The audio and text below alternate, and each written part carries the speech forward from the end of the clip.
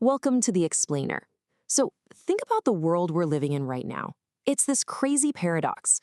We are deep in the AI era, where our technology is becoming unimaginably smarter by the minute. And yet, somehow, simple, genuine human connection has literally never been more valuable. Why is that? Well, today, we're diving into the profound neuroscience of genuine connection. We're going to look at the actual literal brain science behind rapport and how you can harness it to fundamentally change how you interact with the world. Here's our roadmap for today. We'll kick things off with the connection advantage, dive into your brain on rapport and the psychology of trust. Then we'll cover practical rapport techniques, mistakes that destroy trust, and finally explore why the future is human. All right, Section 1, the connection advantage, why human connection is our greatest tool. Okay, let's dive into this. Whether you're a high-level executive leader, a parent trying to guide a stubborn teenager, or a salesperson trying to close a massive deal, this classic quote from Theodore Roosevelt perfectly anchors the science we're about to unpack. People don't care how much you know until they know how much you care. Now, I know that sounds like a cheesy motivational poster, but as you'll see, it is actually a biological imperative. Your brain literally will not fully accept new information from someone until it has established a baseline of care and safety. And that baseline of safety? It actually has a name. It's called rapport.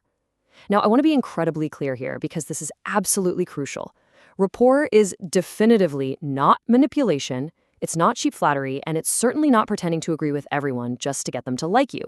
Rapport is the psychological bridge that allows two totally distinct human minds to communicate with trust, respect, understanding, and emotional safety. Without this bridge, communication is just, well, data transfer. It's just information. But with rapport, that's when communication becomes transformation. Moving on to Section 2, your brain on rapport, the neuroscience of connection. Let's zoom in, like really zoom in, to the micro level and look at what physically happens inside our heads when we connect with another human being. It starts right here with mirror neurons. Your brain has this incredible built-in system designed to unconsciously imitate the people around you. When you're deeply engaged with someone, you'll naturally start to synchronize your facial expressions, your posture, even the tone of your voice. And this isn't just copying. It's your brain's evolutionary way of building familiarity and establishing an unconscious baseline of safety with that other person. And we have to talk about oxytocin. It's a major player here, often called the trust hormone. When you practice kindness, empathy, and most importantly, active listening, you actually stimulate the release of oxytocin in the other person's brain. Just think about that for a second.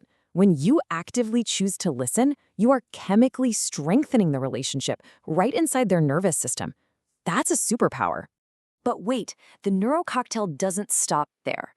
Positive conversations cause dopamine to spike, which rapidly activates the brain's reward circuits, making the interaction feel just incredibly enjoyable.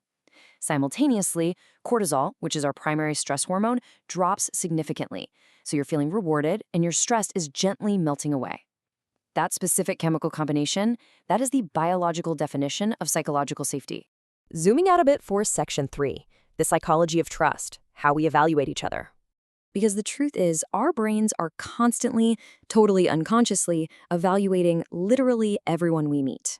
And this brilliantly illustrates behavioral science from Harvard, which reveals we judge others on two fundamental dimensions. First is warmth, which is basically asking, do I trust this person? And second is competence, which asks, can I rely on this person? You absolutely need both. If you're highly competent but you completely lack warmth, people might respect your skills, sure, but they won't truly follow you. True rapport only develops when both warmth and competence are clearly present. So how do you project that warmth? It comes down to fulfilling 5 core psychological needs. Every single human being on Earth wants to feel seen, heard, understood, appreciated, and respected. When you can fulfill these 5 needs for someone else, trust isn't something you have to force or demand. It emerges completely naturally as a direct result of the psychological safety you've just provided. Let's get practical. Section 4, practical rapport techniques, turning science into daily habits. So how do we actually pull this off on a random Tuesday morning at the office or at the dinner table with our kids? The absolute most powerful tool in your arsenal is the 70-30 rule. You should be listening 70% of the time and speaking only 30% of the time. Actually, think of it this way. The greatest communicators in the world don't give the best answers. They ask far better questions. Remember our science from earlier? That 70% listening time is exactly when you're flooding their brain with oxytocin. Now, if you're someone who absolutely despises awkward small talk, and I think that's most of us, you've got to use the FORD method. FORD stands for family, occupation, recreation, and dreams. Steering your conversations toward these 4 topics encourages incredibly meaningful dialogue. It gets you right past the boring stuff like the weather and the traffic and directly into the things people actually care deeply about. And when they actually start sharing those dreams or talking about their family, that's when you bring in the HEAR model. Hear fully, empathize, acknowledge, and respond thoughtfully. This is a highly structured, step-by-step way to create the exact emotional safety and cortisol reduction we discussed earlier. You don't jump in to fix their problems. You hear fully, you empathize without judgment, you acknowledge their experience, and only then do you respond thoughtfully. Which brings us to a harsh reality. Section 5. Mistakes that destroy trust. What to avoid. Because this biological bridge we've been talking about, it is incredibly delicate, and we often blow it up without even realizing it. Rapport can take months of careful, active listening to build, and you can literally lose it in minutes through common mistakes. Interrupting, judging too quickly, or giving unsolicited advice. I mean, think about it. When you look at your phone while your spouse or an employee is talking, you instantly spike their cortisol and shut down their oxytocin production. You are practically severing the neural connection right then and there. Let's bring it all home with Section 6. The future is human, navigating the AI era.